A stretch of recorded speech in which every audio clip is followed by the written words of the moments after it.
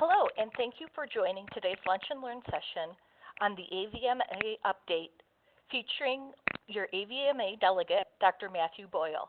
Unfortunately, Dr. Sharon Hurley is unable to join us today. I'm Nicole Cass, the CE Program Manager for the MVMA, and I'm pleased to be your moderator. If you do have any questions during the session, please type them in the Q&A area, and we will answer them when appropriate. I'd like to introduce today's Lunch and Learn speaker. Dr. Matthew Boyle is a Minnesota native and has lived his entire life in the upper Midwest. Following completion of his bachelor's degree in biology at St. John's University, he attended the University of Minnesota College of Veterinary Medicine, graduating in 2003. For 12 years, he practiced dairy medicine, 3 years in western Wisconsin, and the remaining time back in Minnesota. In 2014, Dr. Boyle left practice and moved into into the animal health industry as the technical service veterinarian for Zoetis, working with veterinarians and dairy farms in Minnesota, Iowa, and Wisconsin. Since graduation, he has been involved with the Minnesota Veterinary Medical Association as a member, a chair of the MVMA Food Animal Issues Committee, and he is currently president-elect of the MVMA Executive Board. For the past 3 years, he has also been representing veterinarians from Minnesota at the AVMA House of Delegates. Additionally, he has remained active with the University of Minnesota's College of Veterinary Medicine as a guest lecturer and throughout recent collaboration with field research investigating the relationship between bedding characteristics and udder health. Without further ado, I'd like to turn it over to Dr. Boyle. Thank you, Nicole. Just to check here, can you hear me okay and see my screen? Yes, we can. Perfect. Well, welcome everyone, and I appreciate the chance to spend some time with you all this afternoon. The nice thing about virtual presentations is that you can take some of the angst off the table because you don't really know if you're visiting with 10 people or 10,000. So either is fine with me, but it's nice not having to know. So unfortunately, Dr. Hurley is not able to be with us today. She and I have been visiting about this presentation, and she had every intention of being here, but as all you practitioners and small business owners know, sometimes illness finds its way into your practice, and she's dealing with a couple of sick doctors today, so she's needing to take care of appointments. So she sends her regrets and wish she could have been here. So I've been on the House of Delegates representing veterinarians from Minnesota for the last 4 years, and it has been my great learning experience and my great privilege to represent all of you at the AVMA House of Delegates. Just a little bit of background on the House of Delegates, because I know when I was the first several years when I was in practice, I wasn't really sure how AVMA governance worked, and I certainly didn't know what the House of Delegates was. So just in the way of background, in case there's anybody on the call who doesn't understand what the House of Delegates is and what its function is, the House of Delegates is the voting body for the 94,000 AVMA members. So there are 2 delegates from every state, the District of Columbia and Puerto Rico. In addition, there are 2 delegates from all of the allied organizations that have been granted membership in the House.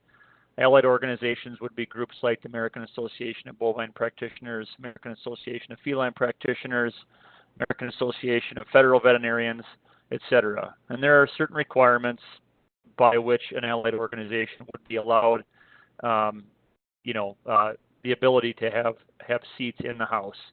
Those requirements are based on the number of members in the organization and the number or percentages of those members that are voting members of the AVMA itself. So there are 140 members of the House of Delegates, 70 voting VMAs, state VMAs, or these allied organizations. We meet twice a year, once in January, in conjunction with the Veterinary Leadership Conference that has been in Chicago for the last several years, that is put on by AVMA. And then the second meeting in the summer that's in conjunction with the annual convention. And of course, that moves around the country wherever the convention happens to be. So what we're going to talk about today is our recent meeting just a couple of weeks ago here. Happened to be in Washington, D.C. this year. We'll talk about kind of what was the big effort that we did this year at our regular House of Delegates meeting. Was the largest, I guess, veterinary assault on the Hill that we could find in recorded history. We'll talk a little bit about the resolutions and bylaws and some of the discussions and the votes that happen on the floor of the House, and we'll talk about our new AVMA president. As a reminder, there is a heads up, AVMA annual convention and our House of Delegates summer meeting next year is going to be in San Diego, July and early August of 2020. So it was a unique summer meeting this year because of the fact that it was in Washington, D.C., that we were able to go advocate for veterinarians and issues that are pertinent to veterinarians of all practice types with our national legislators. So it was a great opportunity, and our AVMA staff did an excellent job of making sure that all of the delegates were well prepared to speak about the issues, and we'll visit about those here, as well as the logistics of the day to make sure that everything went off smoothly. We followed all of the proper etiquette and made sure we made all the proper connections to make sure that our House of Representatives and Senator visits were as effective as they could possibly be. Since most of us, well, nearly all of us, had not done legislative visits on the national scale before. I've done it here locally in the state with the Veterinarian Day at the Capitol, but I personally and most of the other delegates had not done it on a national scale before. So just kind of give you a feedback of sort of some of the work that the AVMA staff did to get us ready for these visits.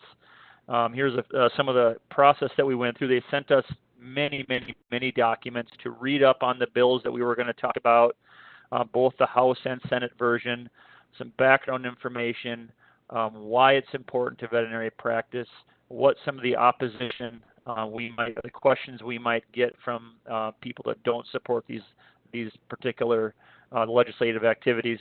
So we really came into these, if we did our homework ahead of time, we came into these visits very well prepared. And so one of the things that they talked to us a lot about is that these constituent in-person meetings that we were going to do are some of the most effective ways to connect with legislators and really get a chance to make our case, to make sure they understand the core parts of these issues. So they're really important that we did a good job for these meetings to be effective. And one thing that I've learned, advocating here for veterinarians in Minnesota, at the Minnesota State Capitol, and then now on the national level in Washington, D.C., is that, we all know that our legislators have to deal with a multitude of issues. We all understand that.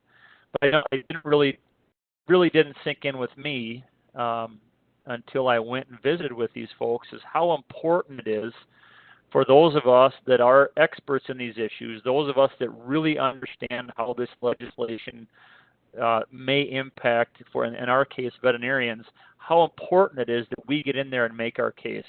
They just have so many things on their plate, and it's really important that we get in there and talk to them about why these things are important. And so these in-person meetings were going to be very critical that we really were well prepared to make them effective visits. And again, as veterinarians, we were the experts on these issues, and so they needed to hear from us. So again, this is kind of the process we walked through. We spent a lot of time preparing for these visits, reading background information on the issues, looking at the language of the bills, reading about the opposition, and then understanding which of our senators and which of our House of Representatives maybe had authored or were the original sponsors of these bills. Who were co-sponsors? Was it a bipartisan issue, a bipartisan sponsorship, or there was kind of a party line sponsorship? So we spent a lot of time understanding the things that were at play. Of course, they talked to us a lot about just etiquette for these appointments, kind of the things that you do and don't do to make it effective. And they also were very good at making sure that we followed up with the people that we met with. In some case, it was the actual representative. In some case, it was their staffers. But they drove home the point that it was really important that we followed up with a personal email in the 48 to 72 hours following the event, or it was almost as though it didn't happen, especially in the case where we met with a staffer and we needed the information to get to the senator or the representative. And at this point, of course, we're past all of that part, and now what the AVMA staff is going to be working on is making sure that we maintain an ongoing connection or an ongoing presence with these legislators. You know, for example, last year as a delegate, I was asked if I would be able to go to an event that one of the senators in Wisconsin was having actually last year. I live right on the border, so I get kind of pulled in both directions sometimes, but I am your delegate here in Minnesota. But we will get opportunities to re-engage with these folks and maintain an ongoing connection so that when an issue that might affect veterinarians comes to the table, they want to come to us to get information. So we're going to talk about 3 issues today. 3 of the things, the 3 things that we talk to our legislators about. The first one is what's become known as the Fairness to Pet Owners Act. Really, it's about its prescription mandates, and of course, we were there to ask them to oppose these unnecessary prescription mandates. This is the Fairness to Pet Owners Act has been on the table for several years.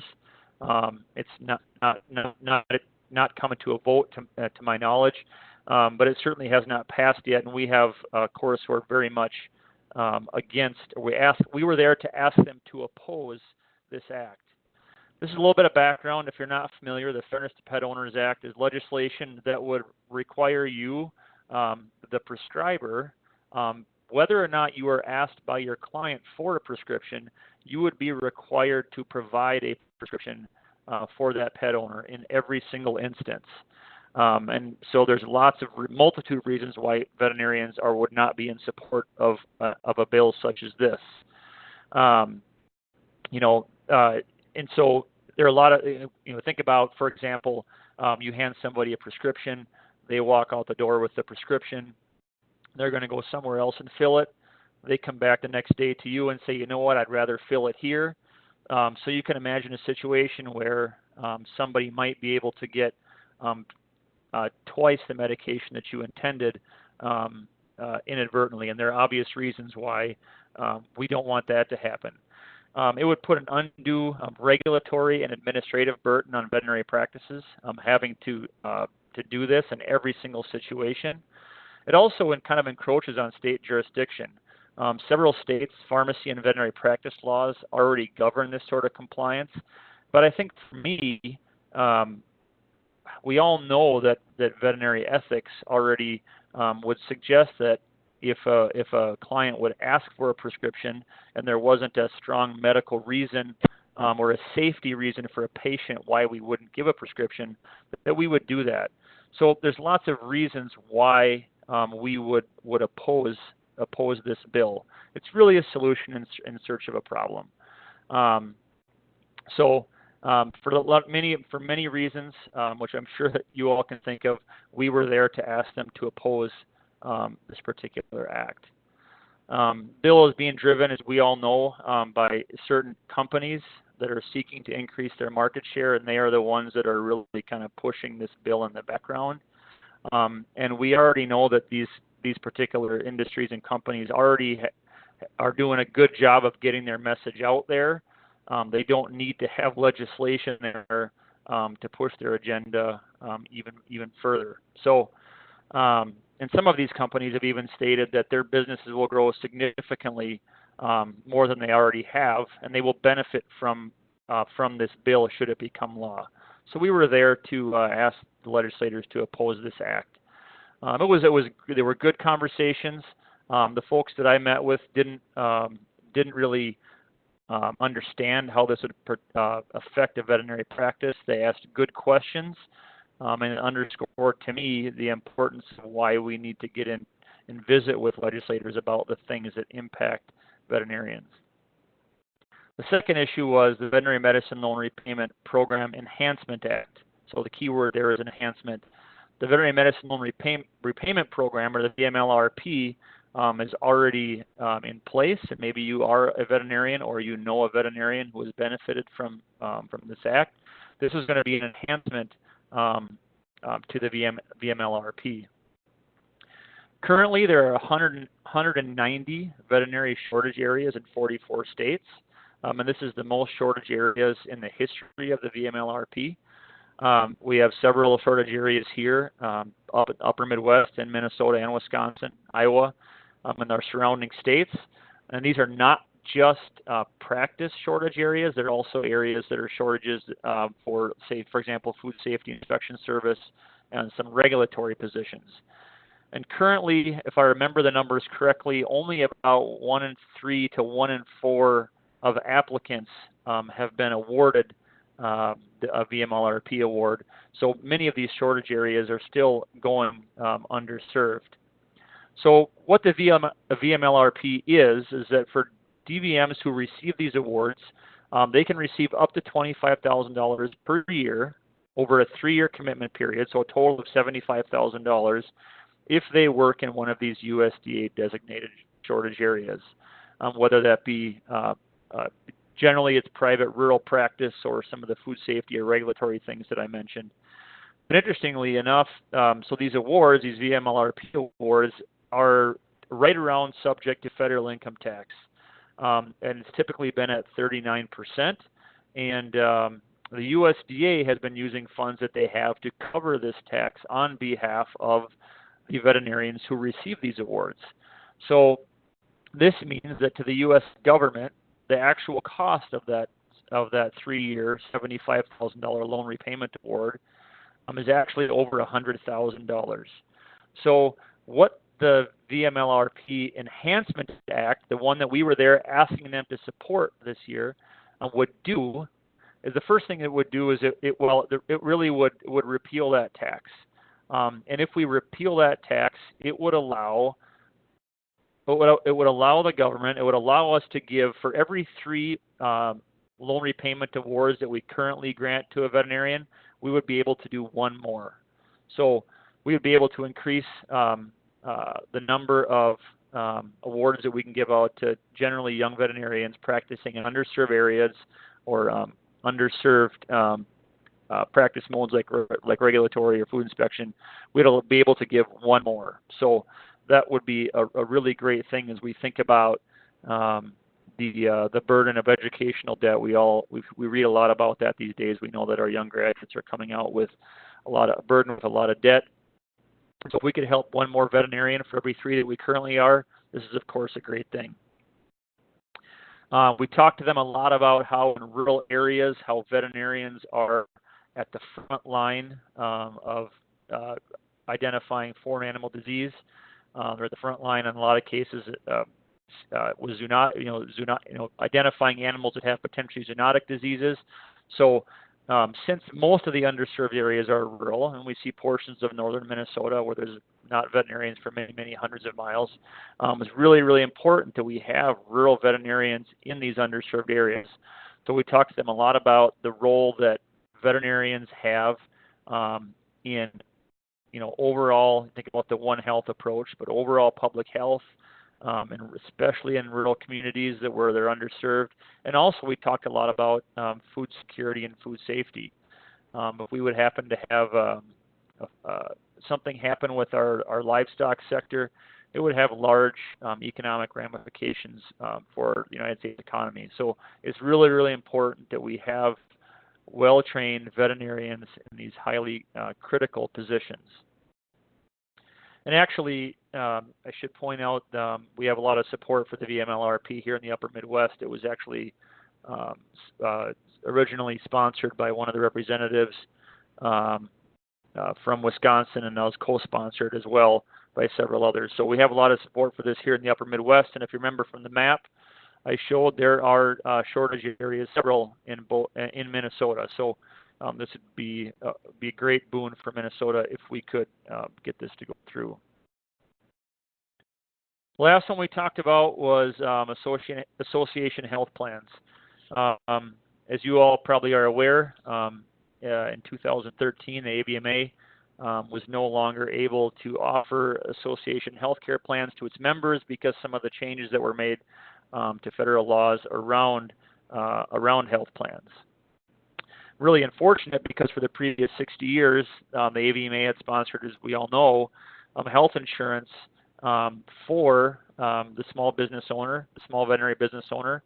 Again, like I mentioned, because of the changes in the law in 2013 around the Affordable Care Act, AVMA was no longer able to sponsor these health plans for their members.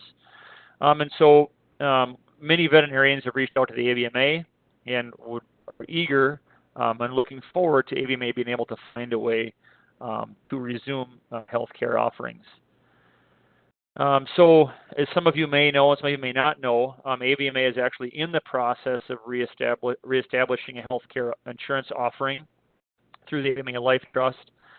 Because of different regulations in different states, it's going to be rolled out in a phased process. I think in the initial phase here, there were 9 states where it was rolled out, and that's really because of different regulatory climates or different regulatory situations in each of the different states. That started July 1st for the initial states where they're going to be offering health association or health plans again. And really, what this Association Health Plans Act would do is it would provide a national uniform framework that would make it much simpler for AVMA to move forward offering health plans to all of its members in all states. One of the things that we were able to do, several of the veterinarians, or most of the veterinarians that are small business owners at these Hill visits, were able to relay to the legislators what it meant to their business when they could no longer offer health care through the AVMA health plan as they had prior to 2013. They were able to relay either the fact that they no longer could offer health care to their employees, and they could talk about what that meant for the financial situation of their employees, or if they continue to offer health care in a different mode, they were able to talk about what that meant for their business and the increased health care costs or the increased contribution their employees were going to have to make. So again, if you remember from the beginning, that pyramid of communicating with legislators, these in-person meetings with constituents are the most important because, like in this situation, veterinarians were able to relay to the legislators how that had directly impacted them, their families, their employees, and their employees' families. So the Association of Health Plans Act would provide this uniform framework that would allow AVMA to best move forward, and again, being able to put in play a national health plan offering to AVMA members. So we talked a lot about the needs of veterinary businesses, talked about AVMA's track record and the 60 years of previous experience in offering insurance programs. And again, we were there to ask them for their support for this legislation. So those are the 3 things that we were there to talk about. Generally, these meetings we really we actually were given a full 30 minutes at all of the three meetings that I went to, and we were told by the AVMA staff that generally speaking, a lot of these meetings, because these folks are busy, are 15 minutes, 20 minutes. So the fact that we got a 30-minute engaged conversation was really, really good. They were listening, they asked good questions, and I think they were glad that we were there.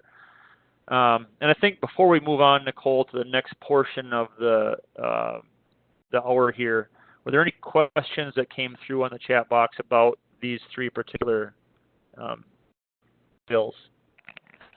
No, there are not currently any questions related to that. All right. Well, if there are some, we certainly can field them at the end of the time here. So when the House of Delegates gets together twice a year, one of the main activities that we do is there always are bylaw amendments and resolutions to be considered. I know some of these resolutions come up for review, and some of these things come up for regular review. For example, position statements, like for example, you notice there the revised policy on judicious therapeutic use of antimicrobials. Those position statements or policy statements come up for review every 5 years, and they are assigned to specific committees to review them. But sometimes there are some of the House of Delegate, either the state delegates or the allied organization delegates will propose a change or a new resolution on their own. So for example, Resolution 6 there on sexual harassment awareness, that was a new resolution that was brought to the table by 8, 9, 10 VMAs from around the country, brought that as a new policy. Now I just want to point out that the resolutions and bylaws that will be voted on at the House of Delegates are always available in the member section or not of the AVMA website, and you are always free to go in there and read them. You're actually encouraged. I would encourage you to read them and provide feedback to myself and other delegate if you have thoughts on these particular things that we're going to be voting on. Again, we're there. We're representing you, representing veterinarians from Minnesota. So if you have particular thoughts on these resolutions or bylaws, please reach out to us, and I'll show you how to do that later in the presentation. But you're encouraged to please provide feedback. Some of these resolutions and bylaws are fairly, straightforward. Some of them are procedural votes, and they go through pretty quickly with very little discussion. Sometimes it's clear that there may be a few of them that are just simple procedural changes, and they may go on a consent decree docket at the beginning where they all just pass in one vote. But several of the other ones, there is a fair bit of discussion on. Now, for example, the Model Veterinary Practice Act, that was one that was on the table. So let's take a step back. The Model Veterinary Practice Act was one that was up for review. There was a large task force, many highly qualified veterinarians from different segments of our profession that have been working on the Model Veterinary Practice Act.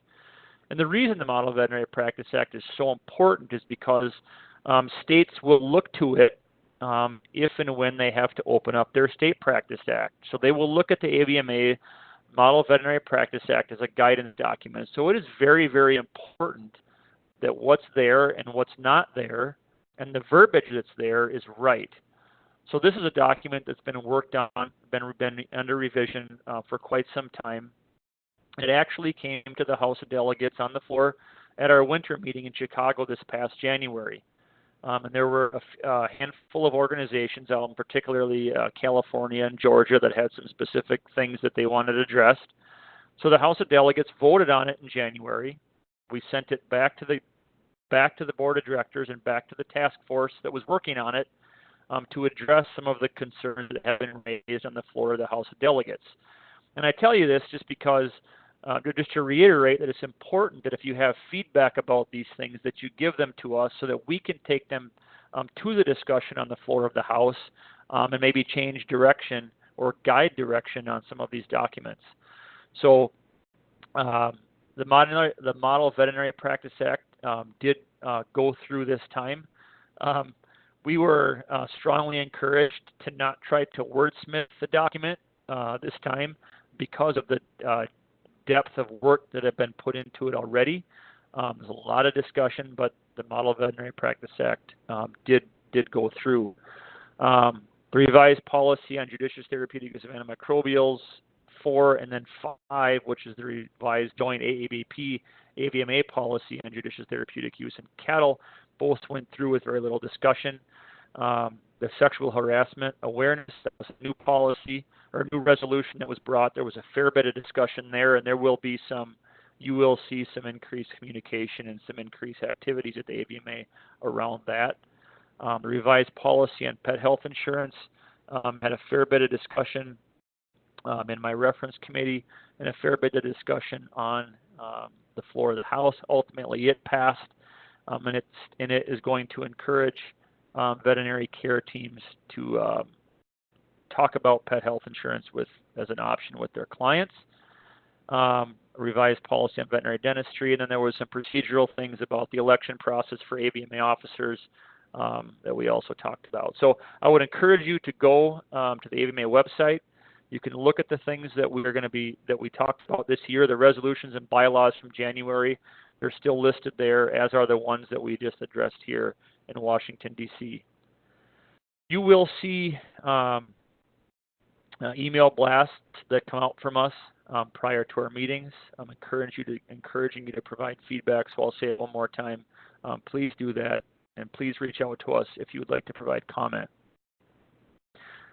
Another exciting thing that happened in Washington, D.C., and particularly exciting for us here in Minnesota this year, is that always at the summer meeting we have the installation of the new AVMA president. And your new AVMA president, and you may know because he's been the president-elect for the past year, is Dr. John Howe, practitioner from Grand Rapids, Minnesota. He's our own DVM, past MVMA president, and he is now going to be representing AVMA and all of its members around the country and around the world. The AVMA president and president-elect is no small task. These folks spend many nights and many days, many weeks on the road, in airplanes, in hotels, throughout the year, advocating on behalf of the AVMA, talking about AVMA, and they really are the face of the AVMA in many instances throughout the next year. So if you see John, thank him for his service. He spends a lot of time away from home advocating for the veterinary profession as the AVMA now president, as he has throughout his career in his extensive involvement with both the MVMA and the AVMA. So that was exciting, and especially exciting for us here in Minnesota. But I would be remiss if I didn't point out here in the upper Midwest, we are, I'm going to call us a hotbed for homegrown leaders. I'm going to highlight several of them here. I just talked about Dr. John Howe was just installed as our new AVMA president. Aside from the installation of our new president, we also, at the summer meeting, the House of Delegates has the annual vote for the AVMA president-elect. And Dr. Doug Kratt, a small animal practitioner from Onalaska, Wisconsin, down by La Crosse, he won the election, is now our AVMA president-elect. So incoming president's from Minnesota, incoming president-elect is from Wisconsin. Our own executive director here at MVMA, Dan Chernohoy, is just finishing up his term as president of the VMAE, which is the Veterinary Medical Association Executives. And he's been serving as president of that organization for the last year. Dr. Sarah Neusser, who just graduated from the University of Minnesota this past year. I think she's practicing now. I want to say she's in Arizona or New Mexico. Hopefully she comes home one day. A wonderful future leader. She's the National SAVMA immediate past president. And you can see there the incoming SAVMA president-elect is from the University of Wisconsin.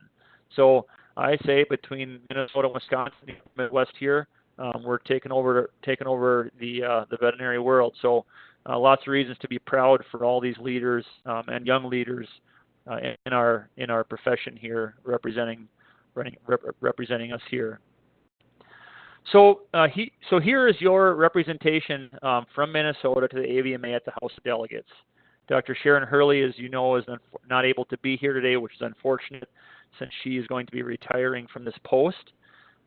She's been representing you at the House of Delegates, doing a terrific job. I've really enjoyed working with her for the past 9 years.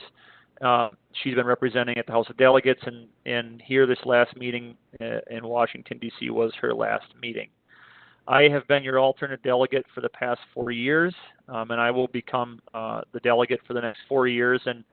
And joining me, representing you all as the new alternate delegate is going to be Dr. Teresa Hershey. Dr. Teresa is a small animal practitioner here in the Twin Cities. She's also a past MVMA president, so really glad to have her on board. So Sharon retiring, but between Teresa and myself, we are the folks that I would encourage you to reach out with should you have comment or thoughts or opinions on an issue. This is how you can this is how you can reach out to us. The House of Delegates has its own email service, so this is our email address, AVMA. It's hard to see it there because that hyperlink is underlined, but there is an underscore between AVMA and Delegate Minnesota. But please reach out to us for anything. I will tell you that I'll be visiting with Teresa, of course, about this, but we generally monitor this email account more diligently as we approach meetings, because as we approach the Veterinary Leadership Conference in January and as we approach the annual convention in July, there are email blasts that go out to all of you from us soliciting feedback. So generally, watch these more diligently December, January, and June, July as we approach our meetings. But I do check it periodically throughout the year. So please feel free, and please do reach out to us at this email address here. I think coming into Washington, D.C., I probably received only about 10 emails, and I was glad to get them, but be happy to field more from you. The other thing I wanted to visit about was AVMA councils and committees. The bylaws of the AVMA stipulate that we have 5 standing councils, and their duty is to serve as advisory agencies to the board of directors. And then there are committees, and the number of committees and the committees that are there are designated by the board of directors, and at times they can come and go. And we are always looking for more people, more veterinarians to raise their hand and volunteer. I know there are many of you that are have good thoughts, good thought leaders, are highly knowledgeable on some of the things these committees and councils deal with. And part of my job, part of our job as delegates, is to look for veterinarians who would be good in these posts, and ask them to allow us to nominate them for membership on these councils and on these committees. And we would love to have you. If you are interested in participating in these councils or committees, please reach out to us and let us know, and we may reach out to you. Or if you have a colleague that you think would be good on one of these councils or committees, please by all means nominate them or ask us to reach out to them, or you could reach out to them yourself and ask them to participate. These are the 5 councils that are currently there: the Council on Biologic and Therapeutic Agents, the Council on Education, Public Health Research and Veterinary Service. These members of these councils are nominated by one of the 70 organizations in the House of Delegates. So, for example, last year, we nominated from Minnesota. We nominated Dr. Mike Strobel from Cannon Falls, Minnesota, to the Council of Biologic and Therapeutic Agents. He accepted the nomination, and these votes do happen on the floor of the House. And Dr. Strobel is on the Biologic and Therapeutic Agents Council at this time. So please give these a look and see if they are of interest to you. If you know one of your colleagues, would be great on these councils. The list of committees is quite a fair bit longer. You can go to the website and look at these and see what their charge is. But again, please give these a look and let us know if you are interested in participating in any of these committees. It'll be great to have. We're always looking for more. Right now, so there's only actually 2 council vacancies right now. They're both on the Council of Research. You can see there in that box on the left-hand side. There is one position for a veterinarian on the Council of Research coming from academic veterinary medicine, and there's another position open for a veterinarian from private clinical practice. Of course, there's more veterinarians in private clinical practice than any other sector. But if you are interested in participating, please let us know.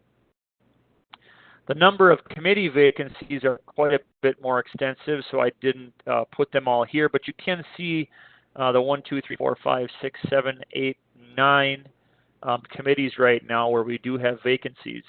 So I would encourage you to go to the website, explore these 9 committees, and see if there might be something there that is of interest to you, where you think you bring something to the table and would like to participate and advocate for your profession in organized medicine. The AVMA website has recently been retooled, and I would encourage you to go look at it and look at all the different resources that are there for you and all the member benefits that are there. There's a lot of material there, and I would imagine that probably many of us have not spent much time there in our busy practice lives or whatever we're doing within the profession. But take a minute to go look at it and see what's available to you for your AVMA membership dues. There is a ton of good resources there, and this is just me encouraging you to go give it a look, and perhaps there's something there that you're unaware is there. Again, you don't know what you don't know, and you don't know to ask for something that's already there. So go give it a look and see all the things that are available to you as an AVMA member. A couple of things that I do want to highlight. The 2018 AVMA annual report is there for you to read. The annual report is just an overview of the past year's efforts and accomplishments and all the things that the AVMA does for us as a profession. So I'd encourage you to go look at that if you haven't before. I certainly didn't look at it every year previous to my involvement with the AVMA, but there's a lot of good information there to help you see the value and the true value and the large value that you're getting as a member. One thing I do want to point out is a new offering this past year called AVMA Axon. AVMA Axon is as you see there, a digital education center that has 24/7 ready access to many CE courses,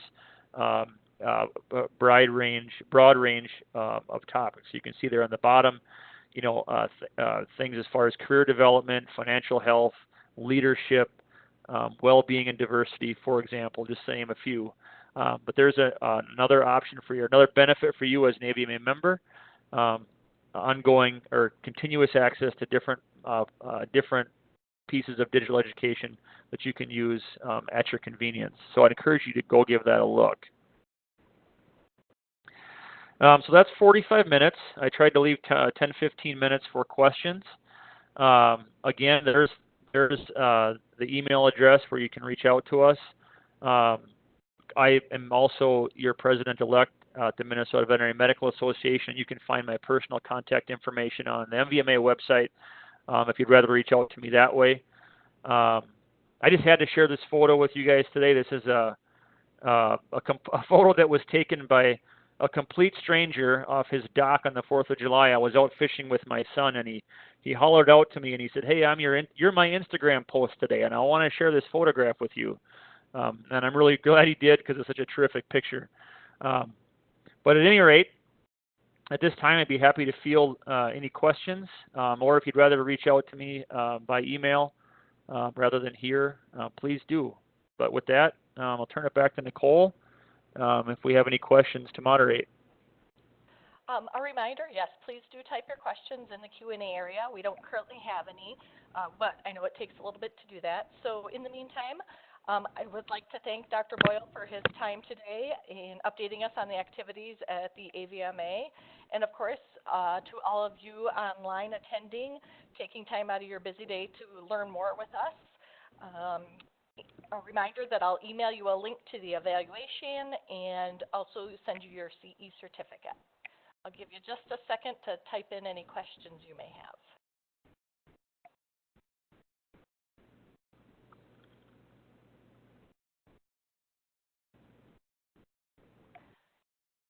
Okay, we have a question is, how is the AVMA working on increasing student debt? Any help with statewide encouragement to remember cost of vet school?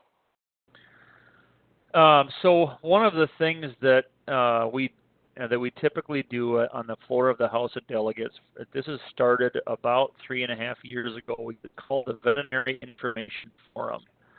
So when you see the email blast come out from Dr. Hershey and I prior to upcoming House of Delegate meetings, is that we will be soliciting topics for the Veterinary Information Forum. And so we collect topic ideas and we discuss them on the floor of the House of Delegates. We didn't do it this year because this time because we did the legislative Hill visits instead. But we talk about these topics and decide, should the AVMA take action? Should the House of Delegates take action? Should we recommend the Board of Directors to take action? And of course, the debt issue was on the floor of the House at the Veterinary Information Forum a couple of years ago, and the AVMA is very actively engaged in the debt issue. So, for example, if you look back at think back to that AVMA Axon, there is some tools there around financial acumen and some stuff on finance and economics. And the AVMA is very actively involved in these discussions. There has been for the past couple of years, there has been AVMA Summit on education, debt, and finance. So in many ways, the AVMA is actively involved in the discussion in many different levels and many different forums on trying to address, not just veterinary education debt, the cost of education, but also veterinary income. So absolutely, lots of work done there. Thank you. Are there any other questions out there? If the individual who asked that question about the debt issue, if you would please drop me an email and let me know who you are, I'd be happy to get you some more thorough information and direct you to a place where you can see all that the AVMA is doing to work on the debt initiative. But thank you for that question. Great. Yeah, we have a couple of people saying that they're going to help reach out and do what they can to remind people of the debt. So, and people thanking you for all your hard work, Dr. Boyle. Well, it's really, I mean, I wasn't just blowing smoke. It's really been my great pleasure. It's been a great learning experience for me. And I'm happy to do it. I enjoy it. I'm learning tons, and I gained a much greater appreciation for the diversity that we have in our profession. And I think it's better prepared me, for what I'll be doing with MVMA in the next couple of years. So it's really my great pleasure.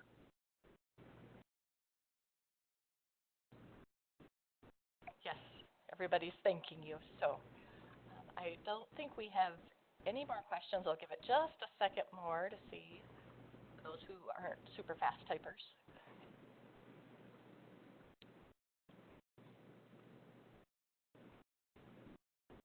Okay, it doesn't look like we have any other questions. So thank you everybody so much, and have a great week. Enjoy the afternoon, everyone. Thank you.